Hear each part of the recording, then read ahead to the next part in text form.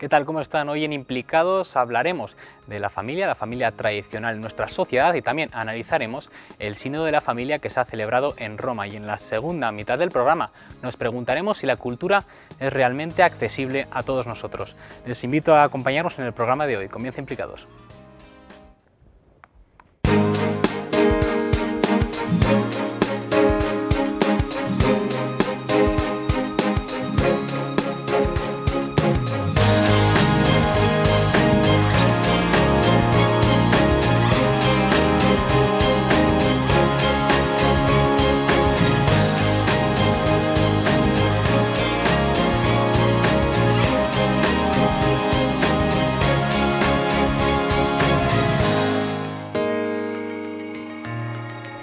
Los verdaderos defensores de la doctrina no son los que defienden la letra, sino el espíritu, no las ideas, sino el hombre. Son palabras del Papa Francisco en la clausura del Sínodo de la Familia que se cerró hace unas semanas. Ahora en Implicados analizaremos este sínodo y también nos preguntaremos sobre el papel de la familia en nuestra sociedad. Nos acompaña en este tema Santiago Cañardo, él es vicario de Fe y Cultura de la Diócesis de Pamplona y Tudela. Bienvenido. Muchas gracias. También nos acompaña Jesús Hernández Aristu, él es sociólogo e investigador de temas de familia en Navarra. Bienvenido, gracias por estar aquí. Gracias por invitarme. Y por último, a mi izquierda, como no podía ser de otra manera, nos acompaña Carlos Mencos. Él es un padre de familia y además miembro de equipos de familia de la diócesis. Gracias por venir, Carlos. Gracias a ti. Bueno, comenzamos el tema que abre, que es el sínodo, que es digamos el concepto con el que arrancamos hablando de familia. Santiago, ¿qué es un sínodo para aquellas personas que no entiendan en qué consiste? Bueno, sínodo es una palabra que significa caminar juntos. Y es una institución eclesial que estuvo muy viva en los primeros siglos de la Iglesia, que expresa la comunión entre los obispos y el Papa. Por eso se llama Sínodo de los Obispos, a la hora de afrontar cuestiones que afectan a la vida pastoral de la Iglesia. Se reúnen obispos del mundo entero y debaten sobre el tema que se trate. Ha habido ya 14 sínodos desde que el Concilio Vaticano II restaurara esta institución eclesial, que se reúnen cada 3 años y son deliberativos, proponen una serie de propuestas al Papa, que luego finalmente es el que redacta un documento que se llama Exhortación Postsinodal sobre el tema que se haya abordado en el sínodo. En este caso el sínodo ha sido sobre la familia. ¿Por qué motivo se ha elegido este tema? Bueno, ya hubo un sínodo sobre la familia en el año 1980 con el Papa Juan Pablo II, del cual salió la Familiaris Consortio. Pero como quizás luego comentará Jesús, pues en estos 35 años la situación de la familia ha cambiado mucho más que en todos los siglos precedentes, de tal manera que lo que se debatió en aquel sínodo, la situación pastoral en aquel entonces era muy diferente del actual, ¿no? Y por eso el Papa Francisco, pues prácticamente en el inicio, ¿no?, de su pontificado, ya convocó este sínodo, que ha sido muy particular por 2 cuestiones. Una, porque primero ha habido un sínodo extraordinario, que fue el año pasado, digamos, donde él quiso recoger el status questionis, o sea, cómo estaba la situación de la familia en el mundo entero, y ya esta segunda parte, que es el sínodo ordinario, donde ya se quieren plantear una serie de propuestas operativas, pastorales, para afrontar esa situación, ¿no? Y luego la segunda particularidad que también ha tenido este sínodo, como digo, en 2 fases, extraordinaria y ordinaria, es la amplitud de la consulta que el Papa Francisco ha querido, no limitada a los obispos, aunque sea un sínodo de obispos, sino abierta a la totalidad de los fieles e incluso de las personas y de grupos que han querido manifestar pues sus opiniones y sus propuestas. Tomar el pulso a la Iglesia sobre temas de familia. Sí, sí, y de hecho la participación pues ha sido amplísima. Yo creo que han participado fieles pues de multitud de parroquias, de movimientos eclesiales, en fin, del mundo entero. Luego analizaremos algunos de estos temas que se han tratado en este sínodo. Carlos, como miembro de equipos de familia de la diócesis, padre de familia, una familia cristiana, ¿cómo es el modelo de familia que defiende la Iglesia? Bueno, pues lo que una pareja cristiana busca en el sacramento del matrimonio es, entre otras muchas cosas, la bendición de Dios para ser fecundos tanto en hijos como y sobre todo en amor, ¿no? Los hijos puede que no lleguen, pero el amor casi, es como obligatorio. Un matrimonio cristiano profundiza cada día en su amor, lo trabaja día a día y lo extiende a sus hijos, los hijos para que crezcan pues felices, con autonomía y con autoestima, en un lugar en el que se sienten seguros para que luego ellos también irradien ese amor. Un lugar, una familia, pues al fin y al cabo que sea pues un hogar, ¿no? Un sitio en el que se te quiere por quién eres, no por cómo eres. Y esa es la idea de familia cristiana, de amor, que transmite amor de padres a hijos y viceversa, y también luego que irradie ese amor a los demás. Esa idea de familia cristiana, familia también tradicional, el modelo tradicional de familia. Sobre esto mismo hemos querido preguntar en la calle, ver la gente qué opina sobre este tema. Les hemos preguntado, ¿tiene hoy en día en nuestra sociedad fuerza la familia tradicional? Sí, sí que tiene cabida, pero creo que ahora es un concepto más amplio, que engloba otros tipos, otros modelos, y creo que todos en realidad son válidos. Un modelo más, eso es el que más tradición tiene, pero obviamente ahora acoge pues a otro tipo de modelos que también son válidos. Yo creo que no. Y muchas de estas familias al final se convierten en normales y tradicionales. Bueno, yo creo que no ha perdido demasiada fuerza. Hay valores humanos, aunque se alejen un poco de la idea que tenemos católica de la familia, pero vamos, valores humanos sí que hay. No, es una forma diferente de familia. O sea, no es que haya perdido el concepto. De todas formas, con los divorcios y todo esto, las familias están un poco pues separadas y deshechas, ¿no? Ese es el problema de la familia, el divorcio y eso, la separación por los hijos, más que nada, vamos. Bueno, yo creo que sí, un poco sí. ¿Cómo lo veis? Hay más tipos de familias, por lo tanto la tradicional, bueno, la gente joven no se inclina por la tradicional, porque los tiempos cambian y hay que modernizarse. Jesús, ¿cómo ves estas declaraciones? ¿Ha perdido fuerza el modelo de familia tradicional? Bueno, cuando hablamos de familia estamos acostumbrados un poquito a pensar que hay un tipo de familia que es sobre la que podemos hablar de familia. Eso realmente ahora no es así. Se ha dicho con frecuencia que la familia es la célula de la sociedad. Y yo defiendo ya desde hace bastante tiempo la idea de que la familia es reflejo de la sociedad. Por tanto, cuando miramos a la familia vamos a mirar al mismo tiempo, vamos a ver la sociedad. Y estamos en una sociedad plural, en la que hay un principio fundamental que es el principio de la libertad. Y por tanto, la familia viene a ser un espacio donde dos personas hacen un contrato que hasta ahora, y quizá un poco por influencia, no solamente de la Iglesia, no es el único sitio donde se hacen los matrimonios para toda la vida, pero sí ha sido en nuestra cultura el que sea para toda la vida ese principio unido al matrimonio. Actualmente nada es para toda la vida. Estamos todos un poquito bajo la influencia de la caducidad. Pero nada esto para toda la vida, Carlos, supongo que su matrimonio sí que él tiene en mente que va a ser para toda la vida, en ese caso para toda la vida. Lo será, ese es el objetivo.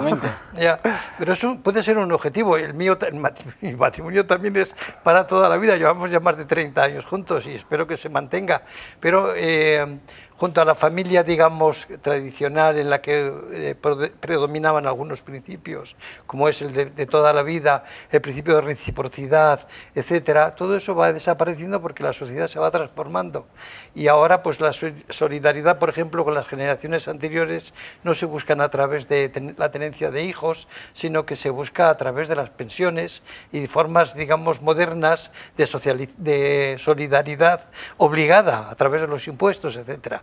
Por tanto, cuando hablamos de familia estamos hablando al mismo tiempo de la sociedad, y la sociedad actual, como digo, es una sociedad plural, diversa, diferenciada y con muchos modelos, y ninguno es el único y el más valioso o valedero en la sociedad actual, como digo. Entonces, este modelo de familia, Santiago, choca con la sociedad o se puede adaptar perfectamente?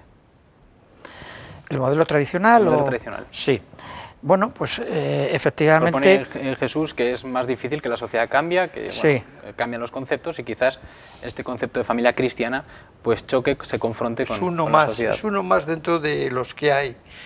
O sea, no es que unos sean en contra de otros, sino que la pluralidad y la diversidad es un hecho que va unido al de la libertad, y la libertad, como muy bien sabemos, es el principio también de la democracia y de la igualdad. Por tanto, estamos en una sociedad libre, iguales, y por tanto lo que se prima es el contrato. Y hay gente que lo hace contrato para toda la vida, y los que van a la iglesia y hacen ahí el rito del matrimonio, en realidad, el cura, el que les preside, no es más que un testigo. Los que hacen el contrato son las dos personas que se unen en matrimonio, y hasta ahora era una especie de contrato para toda la vida, y muchos lo hacen, pero luego la vida es muy compleja y muy diferenciada, y vienen los momentos, digamos, que obligan a las personas a tomar otra decisión, como en todos los otros ámbitos de la vida. A este respecto, Santiago, no sé cómo lo ves. Bueno, pero yo defiendo que en otros ámbitos de la vida, donde también existe la libertad, como por ejemplo pues el campo laboral, ¿no?, en el trabajo, y sin embargo pues todo el mundo aspira a un contrato lo más estable posible. Es decir, precisamente una de las cosas que más se achacan, ¿no?, a la reforma laboral en España es que da lugar a contratos muy precarios, ¿no?, donde realmente las personas pues no tienen asegurada una estabilidad en el trabajo, ¿no? Entonces, para algo mucho más profundo que el trabajo, que es el amor, que es la relación amorosa en unas personas, y la educación de la prole, que los niños necesitan también una estabilidad a la hora de venir a este mundo y a la hora de crecer, pues indudablemente sigue siendo, a mi modo de ver, con todo respeto a otro tipo de uniones, el ideal, lo que más corresponde al ansia de felicidad que lleva el hombre y la mujer en su interior, es aquella forma que les garantice pues una duración, que les garantice una fidelidad, que les garantice bueno, pues un amor duradero, ¿no? Esto yo creo que en el fondo todas las personas lo buscan, lo desean, insisto, para otros ámbitos de la vida y como no también pues para las relaciones amorosas y familiares, ¿no?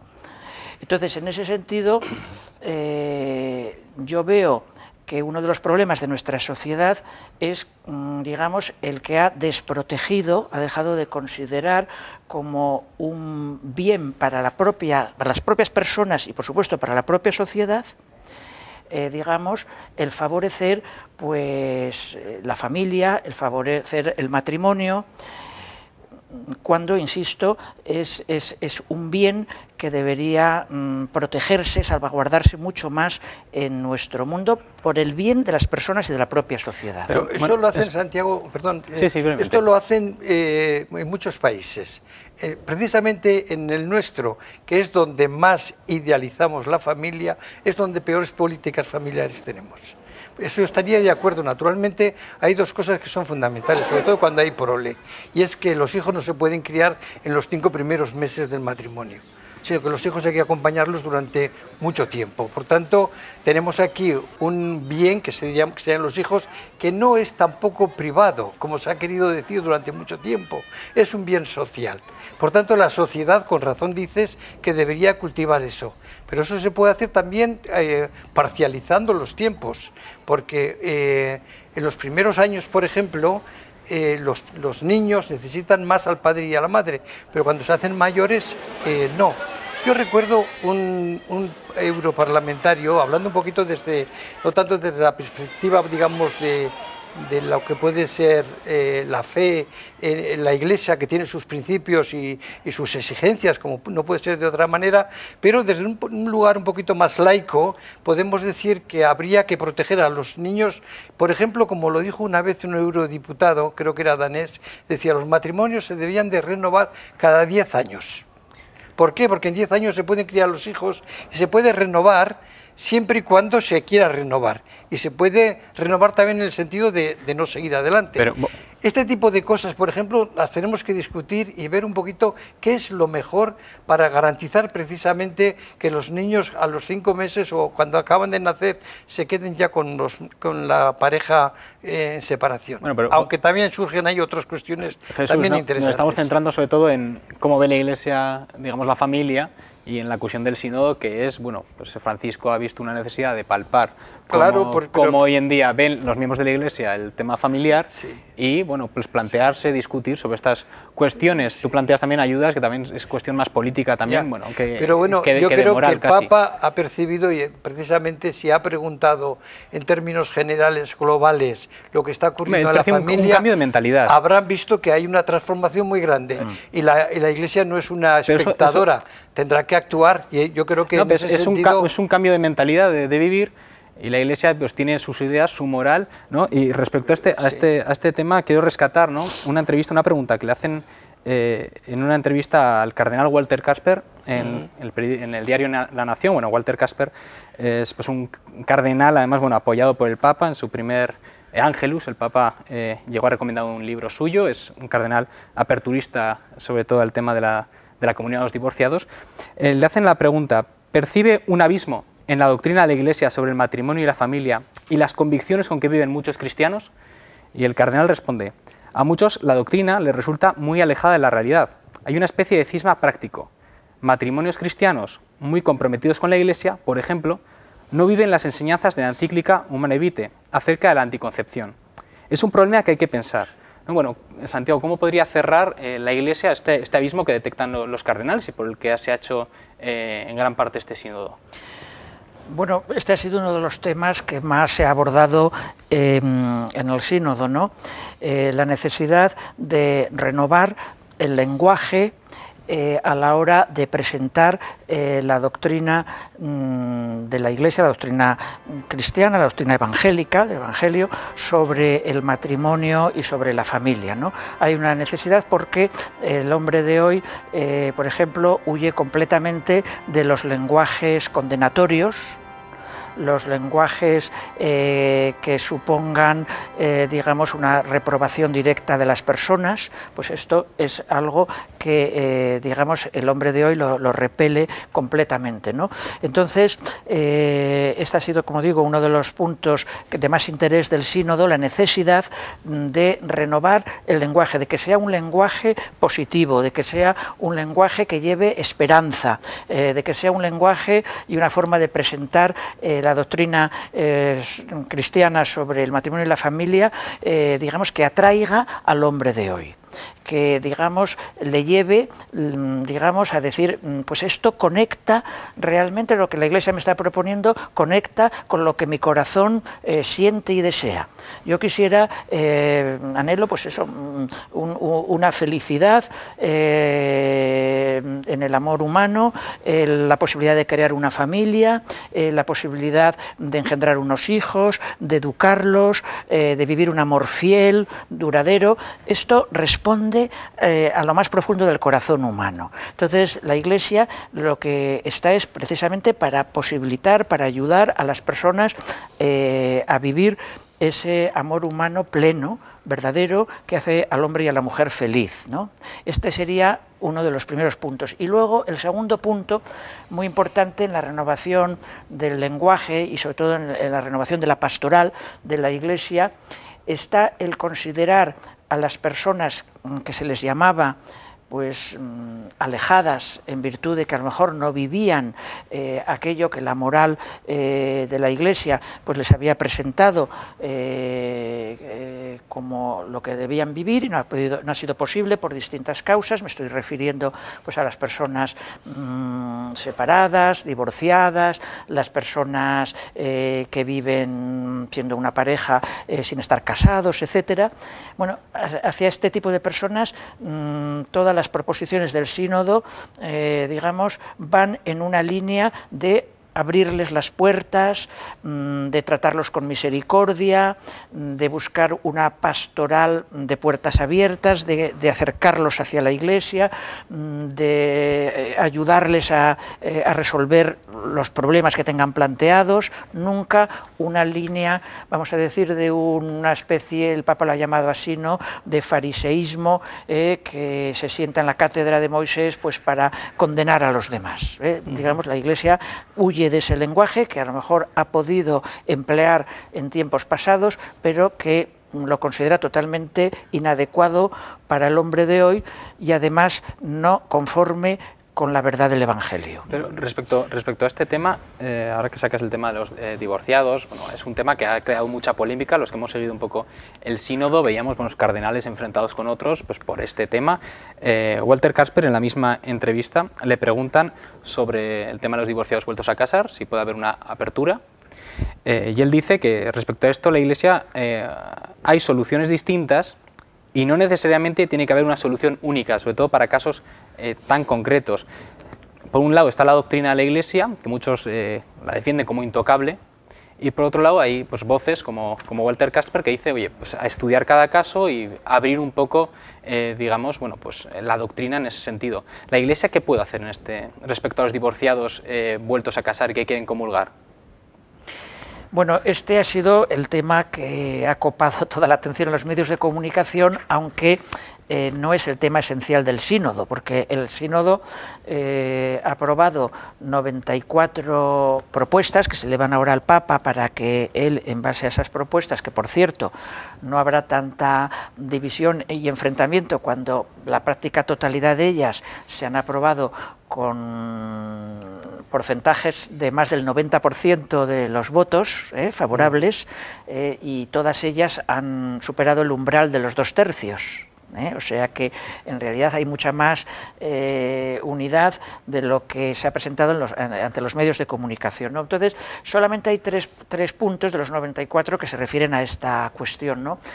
Y van en la línea que yo acabo de explicar ahora. Es decir, no deben ser considerados como excomulgados, hay una de las propuestas que dice. Las personas divorciadas, vueltas a casar, no se deben considerar excomulgados. Tenemos que buscar un modo de ayudar a discernir cada caso, esto sí, porque en la Iglesia, digamos, los principios son los que son, pero luego las personas, como muy bien has dicho, que comentó el Papa Francisco en la apertura del sínodo, lo que importa es resolver las situaciones concretas de las personas, y no hay dos situaciones iguales. Pero Santiago, tú dirías que actualmente tenemos en Navarra, por tomar un poco la medida aquí un poco más cerca, en torno de 1/3 de matrimonios que se separan al año, comparados con los que se casan y los que se divorcian. No he tenido los datos, pero lo he estado mirando antes de venir aquí.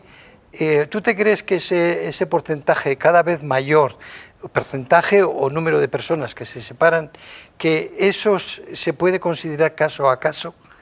Eso es un grupo socialmente, un colectivo de personas que estarán más o menos cercanos a la Iglesia, que habrán sufrido mucho a la hora de separarse, hay que decirlo también, que no es un juego de niños el separarse y el reestructurar una familia y cambiar.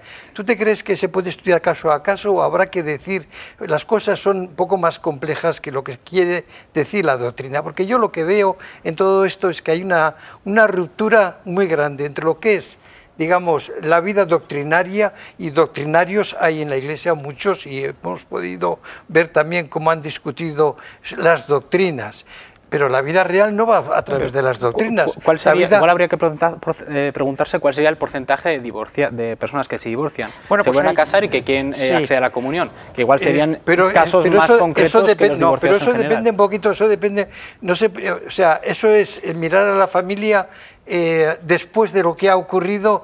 Esa familia que no se encuentra, que no se siente acogida por la Iglesia, igual que el que está al lado y que sigue viviendo el matrimonio, esa persona se sentirá ya de principio como fuera de, aunque no le diga a nadie que está excomulgado. Lo que tienen que hacer es, a mi modo de ver, y perdonar que entre en un terreno, porque es que muchísima gente por eso no se quiere dejar la Iglesia, ni se quiere dejar unos principios cristianos que imbuyen además completamente la vida de las sociedades occidentales y considerarles o hablar en términos de excomunión y cosas así, me parecía bueno, por eso te digo que precisamente la propuesta dice que no se les trate como excomulgados y ni se sientan ellos como tal, ¿no? Y claro, Jesús, hay que ir a un discernimiento personalizado, yo pienso, porque no hay dos casos iguales. Por ejemplo, vamos a poner, ya que has tomado las estadísticas sobre separaciones, efectivamente en Navarra hay unas 1.200, 1.300 casos de separaciones y divorcios al año. Y fíjate, de esos solamente, es un porcentaje ridículo, hay 14 solo sentencias el año pasado de nulidad. Pero eso dentro de la Iglesia. Pero, dentro de la Iglesia, sí. O sea, quiere decir que es un porcentaje mínimo, es del 1% de los separados los que acuden, digamos, a la vía eclesiástica para anular su matrimonio. Entonces, este es un tema que se planteó en la Asamblea Extraordinaria, ¿no?, del Sínodo del año pasado, y que el Papa Francisco tomó muy buena nota y este verano sacó el motu propio, ¿no? Sí. El Señor Jesús, juez clemente y misericordioso se llama, ¿no?, en el que simplifica enormemente los procesos de nulidad, porque precisamente una de las causas por las que la gente no acudía, las personas no acudían a la nulidad, era pues porque era un proceso que se dilataba muchísimo en el tiempo, que resultaba costoso, que a veces era muy desagradable. Entonces, por ejemplo, esto él lo ha simplificado enormemente, una normativa que va a entrar en vigor ya dentro de un mes, y que yo creo va a ayudar a que muchos matrimonios que realmente eran nulos, pero que los contrayentes no se atrevieron a abrir esa vía de nulidad, lo hagan ahora, y realmente puedan reconstruir sus vidas personales y familiares con mucha más facilidad de lo que se hacía hasta ahora. Volviendo al caso de la familia, me gustaría que Carlos, bueno, pues como padre de familia, miembro de familia, pues también no diera su opinión quizás sobre este tema, pero sí, volviendo al tema del matrimonio y lo que se ha planteado en el sínodo, como padre de familia, ¿cuáles serían, si el Papa te preguntara, los principales retos a los que se enfrenta un matrimonio hoy en día en nuestra sociedad? Hombre, un matrimonio se enfrenta a muchos retos, pero bueno, ceñimos a un matrimonio cristiano, pues seguramente el reto es el día a día. Comentaba antes Jesús, renovar el matrimonio cada 10 años. Yo pensaba, bueno, hay que renovarlo todos los días, el profundizar en ese amor y el saberlo transmitir también, porque ahora la verdad es que buena parte de los jóvenes en nuestra sociedad, pues a lo mejor es que ni siquiera les interesa el matrimonio, o sea, pues ya tienen otras cosas, o en el poco tiempo que tienen libre, pues el ocio ya lo llena, y no piensan en el matrimonio, o no ven las ventajas, porque cuando algo es bueno, que genuinamente es bueno, a veces en la prensa pues solo se sacan los detalles negativos, ¿no? Y entonces pues a lo mejor solo te quedas con lo negativo. Y dices, bueno, pues para esto, ¿para qué me voy a casar? O sea, es que no me interesa. Bueno, pues igual ahí está también el trabajo de los matrimonios cristianos, el saber transmitir algo que sentimos que es bueno para nosotros y para nuestros hijos, y que nos encantaría que otras personas también pudieran disfrutarlo. Sí, pero eso al final tiene como resultado lo que ha pasado también en otros ámbitos de la vida cristiana, y es que al final serán un grupito pequeño. Y la preocupación del Papa yo creo que va más allá de tener una iglesia que está reducida a un grupito de gentes que se entienden muy bien y que se aman. Si el conjunto de la sociedad no puede seguir ese modelo, porque entonces no haría falta ni sínodos ni nada. ¿Para qué? Para un grupito pequeño, si es un modelo que funciona y se sabe comunicar, seguramente se extenderá por sí solo, es verdad. ¿Por qué? Porque ahora es más puro. Tenemos una gran ventaja en nuestra sociedad frente a hace un par de generaciones, por ejemplo, y es que ya no es como, digamos, no obligatorio, pero ya que todo el mundo elige ese modelo, no, ahora hay otros, de tal manera que el que elige ahora el matrimonio tradicional es porque lo siente, y seguramente ese matrimonio, cuando profundice o tenga hijos o sea más maduro, pues irradiará con fuerza la fuerza que tienen los matrimonios tradicionales. Yo creo que que puede... Bueno, así comenzó en la antigüedad, ¿no? Un autor de la antigüedad, Tertuliano, ¿verdad? En medio de una sociedad pues pagana, como era la sociedad romana, donde existían pues muchas de las prácticas que a nosotros nos parecen de hoy, pues se practicaba con habitualidad el divorcio, el aborto, etcétera, mil cosas, ¿no?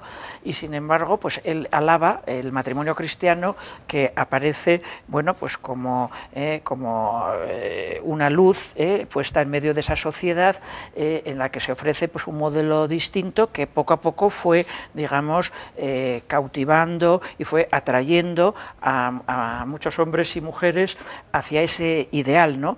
Hoy también tenemos que hacer lo mismo, lo que pasa pues que en un contexto distinto. Por ejemplo, cómo plantea las propuestas del sínodo, cómo plantea el tema de las parejas de hecho, de las que hoy son pues muy habituales, que viven juntos. Pues no lo plantea en una clave condenatoria diciendo que están en pecado, ni muchísimo menos, sino que está diciendo vamos a valorar lo positivo que hay en esas uniones, porque hay una fidelidad, hay el deseo de una estabilidad, y vamos a ayudarles a que poco a poco vayan caminando hacia lo que la Iglesia les propone como una plenitud de su amor, que es el sacramento.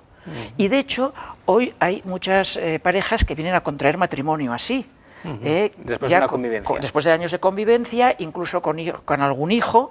O sea, esto ya es habitualísimo en nuestra pastoral de hoy en día. Entonces estas personas, claro, si en vez de encontrarse una iglesia de puertas abiertas que les favorece el haber caminado, el haber ido subiendo peldaños en su relación amorosa hasta llegar al sacramento, pues le cierra las puertas, pues apaga y vámonos, ¿no?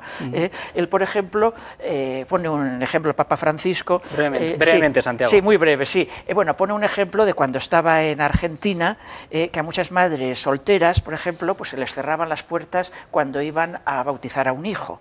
Y él esto lo califica pues de un acto farisaico y antievangélico, dice, porque encima de que han tenido que vencer muchas dificultades en el seno de sus propias familias y que han luchado por la vida y han concebido sus hijos, pues ¿cómo les vamos a cerrar las puertas? Pues es así, ¿no?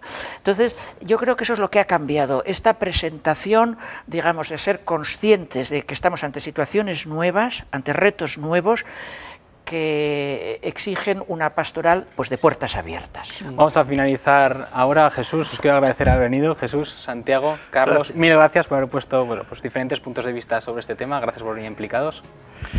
Y ahora vamos a pasar unos minutos a publicidad y a la vuelta volvemos para plantearnos si la cultura es accesible a todo el mundo.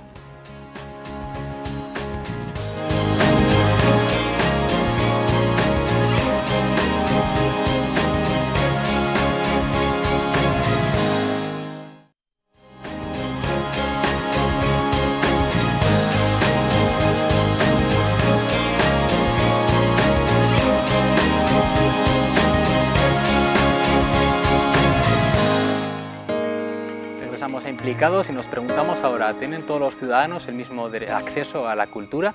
Para hablar de este tema nos acompaña en nuestro plato Javier Manzanos, él es director del Centro de Arte Contemporáneo de Huarte. Bienvenido. Hola. También a mi derecha se encuentra Javier Lacunza, es gerente de Baluarte, Planetario y otros espacios culturales. Bienvenido, gracias por estar aquí. Buenos días. Y por último, a mi izquierda nos acompaña Sara Bea, ella es representante de Red de Lucha contra la Pobreza. Bienvenida. Muchas gracias. Bueno, antes vamos a hablar de si todos tenemos el mismo acceso a la cultura. ¿Qué entendemos, Javier, por cultura? Una pregunta muy sencilla pero compleja a la vez. Es una pregunta tan amplia, ¿no? Cultura es tantas cosas. Para intentar sintetizar, ¿no? Cultura es aquello, yo diría, que nos construye como seres humanos, aquello que nos construye como personas, ¿no? Cultural es todo hecho que no es natural, ¿no? Frente a la naturaleza, el constructo humano, ¿no? es la cultura lo que construye al ser humano. Es ese conjunto de conocimientos, de saberes, de tradiciones, de creencias, de religiones, todo aquello que el ser humano construye y que nos hace ser personas, ¿no? Eso que nos diferencia de los animales, ¿no? La cultura. Nos vamos a centrar sobre todo respecto al acceso a cultura referida como eventos culturales, museos, actividades, digamos, de ocio cultural. ¿Tiene el acceso a los ciudadanos de Pamplona, creéis, en vosotros como gerentes de centros culturales y bueno, tú como miembro de Red de Lucha contra la Pobreza, ¿tenemos todos los ciudadanos de Navarra la misma facilidad para acceder a la cultura, Sara?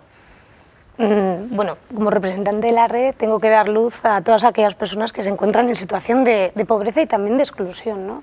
Porque sí que la falta de recursos económicos es una barrera visible, ¿no?, para todas las personas que impide acceder, ¿no?, a estos eventos culturales. Pero hay otras barreras también, como la marginalidad, ¿no?, las etiquetas o los estereotipos tanto de los pobres como de los ricos, ¿no?, que hacen que el acceso y el encuentro sea complicado, ¿no?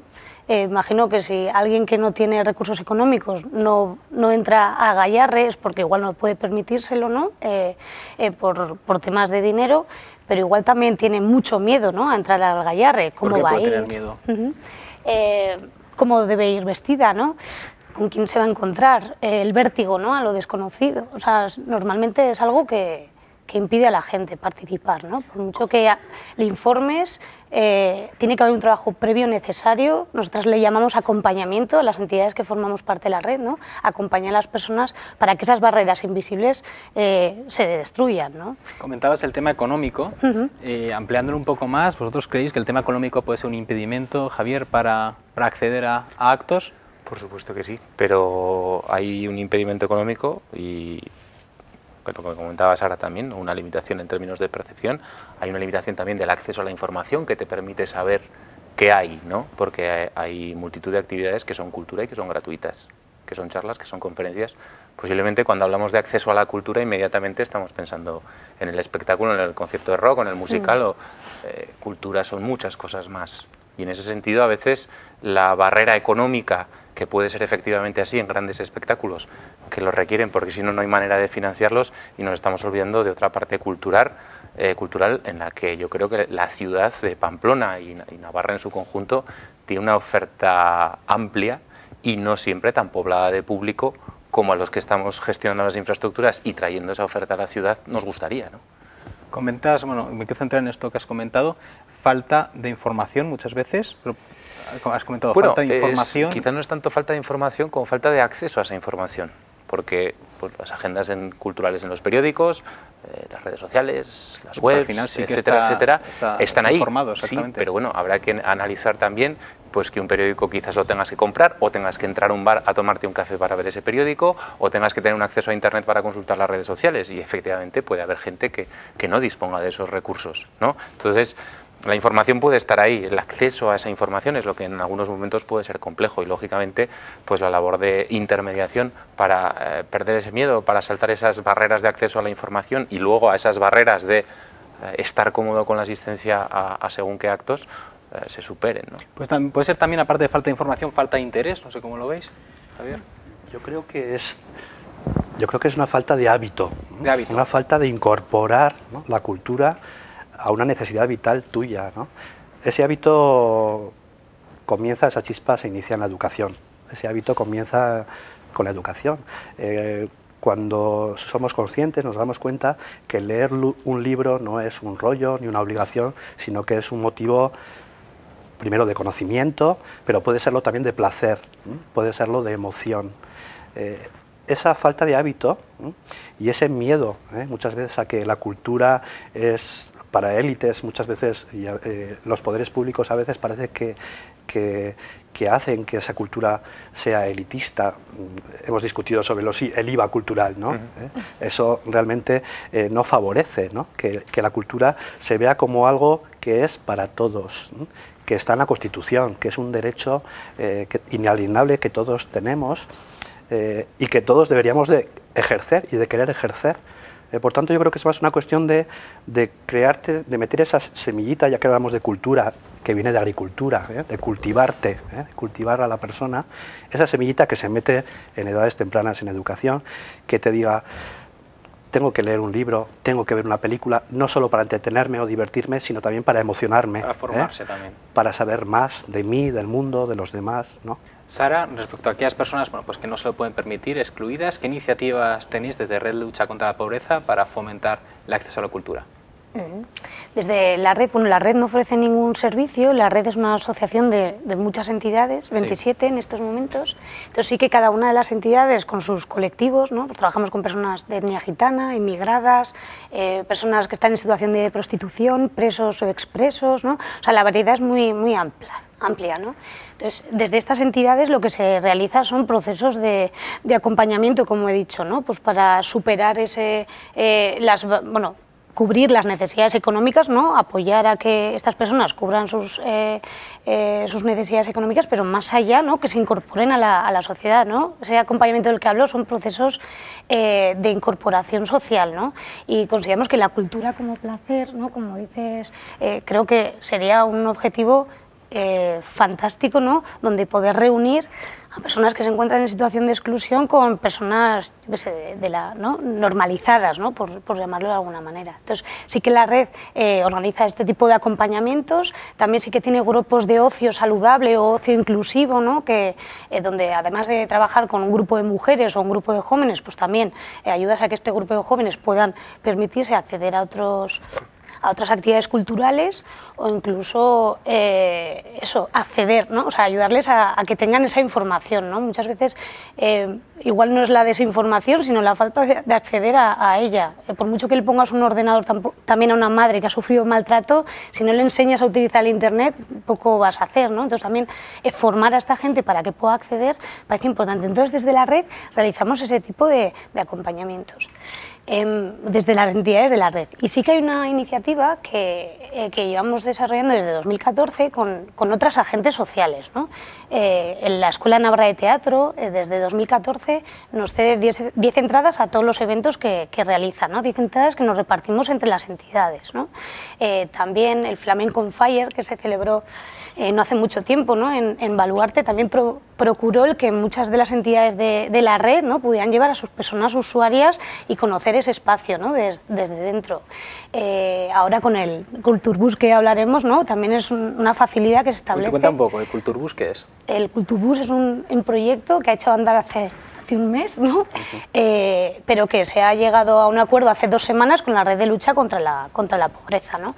Y para la red supone el que puedan entrar 6 personas a 6 eventos por parte de los 4 centros culturales, ¿no? Son desde el Teatro Gallarre, Baluarte, Barañáin y Centro Huarte, diferentes actividades. La línea 4 del autobús une esos 4 centros culturales y entonces pues inicia como la manera de trabajar los 4 conjuntamente en divulgación de la cultura y en dar a conocer precisamente para limitar esa limitación de llegada de la información a través de una plataforma como puede ser un autobús, donde hay actuaciones, donde hay publicidad, etcétera, etcétera, y como dicen los catalanes, a más, ¿no? Pues llevamos en el seno del Kulturbus pues el acuerdo con la red de lucha contra la pobreza para poner cada uno de los 4 espacios acceso gratuito a espectáculos, a talleres en el caso del Centro de Arte Contemporáneo de Huarte, pues para ir un poquito más allá en esa eliminación de barreras, ¿no? Comentabais antes, bueno, no sé si quieres añadir alguna otra iniciativa. Con la administración. Ay, no. Sí que consideramos que los agentes sociales tienen que compartir con nosotros la responsabilidad de incorporar a todas las personas, ¿no? Sí. Y generar ese encuentro. Y sí que creo que que una asociación de personas bibliotecarias quería realizar con la red de lucha contra la pobreza y otras 3 redes un proyecto para hacer de las bibliotecas un lugar más social, ¿no? Donde hubiera charlas, ¿no? y demás más accesibles para estas personas. Ha salido antes el tema del IVA, habéis comentado, bueno, cuando hemos hablado sobre todo del dinero. A mí me hace mucha gracia porque cuando se acercan elecciones aparecen los políticos prometiendo, bueno, que van a bajar el IVA.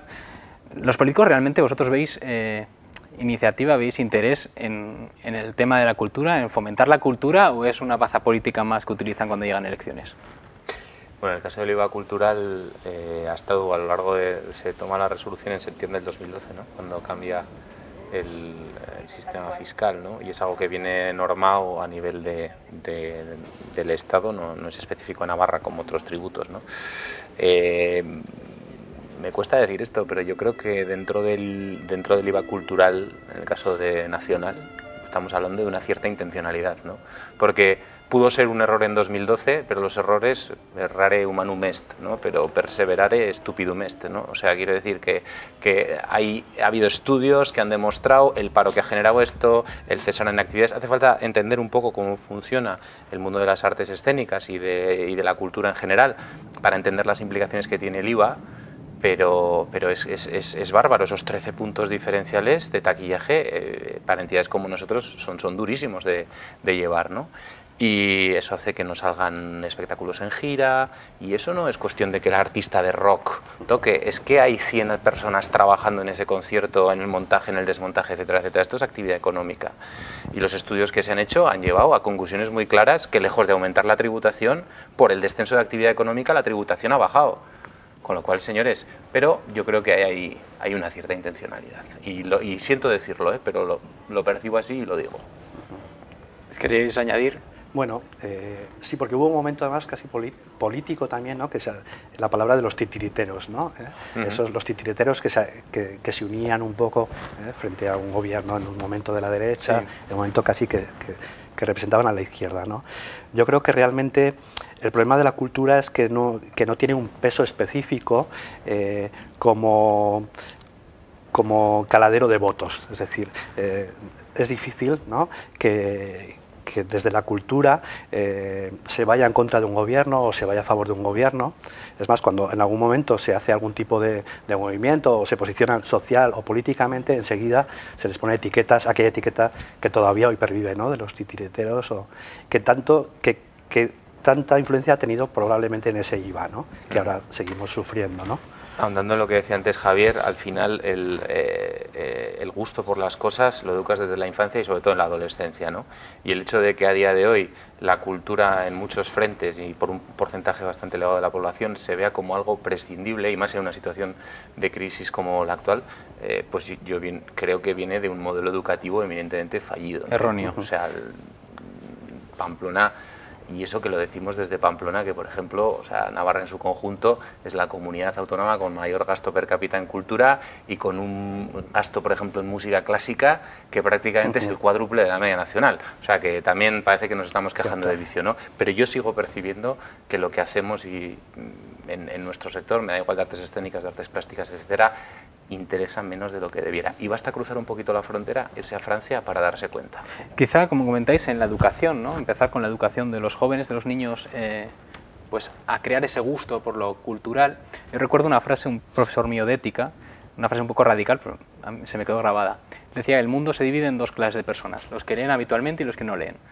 Se puede, mediante la lectura, digamos, la lectura es la clave. ¿Cuál sería la clave para iniciar ese gusto a los jóvenes por la lectura?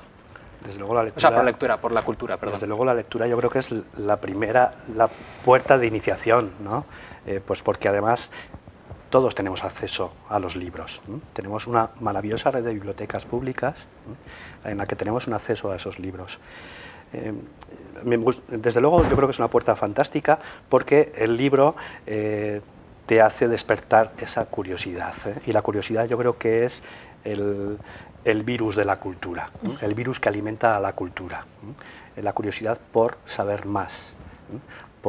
por conocer más, por disfrutar más, ¿no? Es decir, es un ciclo, yo creo que solo va en crecimiento. Cuando entra ese virus, esa contaminación, quieres saber más, quieres probar más de esto.